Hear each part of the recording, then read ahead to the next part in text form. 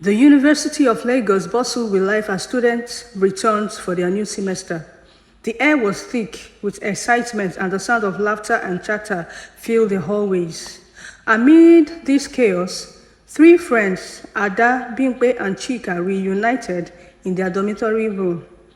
Ada, known for her responsible nature and dedication to her studies, was eager to dive into her books and make the most of the new academic year. Bimpe and Chika, however, had other plans.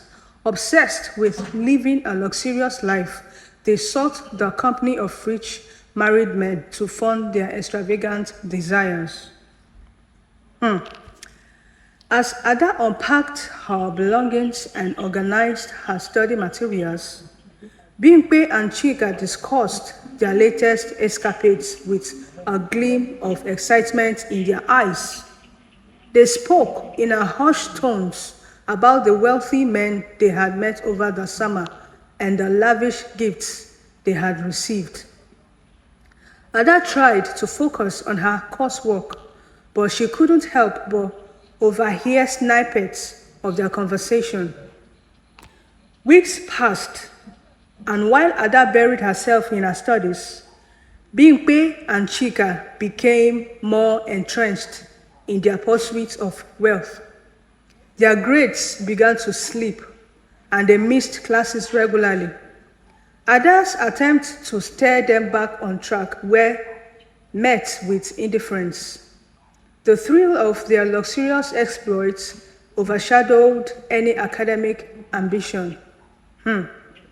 One evening, Bimpe and Chika returned to the dormitory with a sense of urgency. Their usual carefree demeanor was replaced with a tense, almost frantic energy. Ada watched them as they whispered conspiratorially, glancing nervously at the door. She felt a growing unease, sensing that something had changed. As the weeks passed, Ada's fear began to materialize. The men who had fallen under Bimpe and Chika's spell became increasingly possessive and erratic. They started showing up at the dormitory unannounced, causing scenes and demanding to see Bimpe and Chika. The once carefree atmosphere in their room became tense and fraught with anxiety. One evening, as Ada was returning from the library, she found Bimpe and Chika in a heated argument with a man outside their dormitory. The man was visibly agitated with his eyes wide open. He shouted at them, his voice cracking with desperation. Bimpe and Chika tried to calm him down, but their efforts only seemed to inflame his rage. Ada stepped in, her heart pounding. She confronted the man, her expression firm and unyielding. The man turned to her, his face pleading and desperate. Ada's eyes darted between her friends and the man, understanding the gravity of the situation. She managed to defuse the situation, urging the man to leave.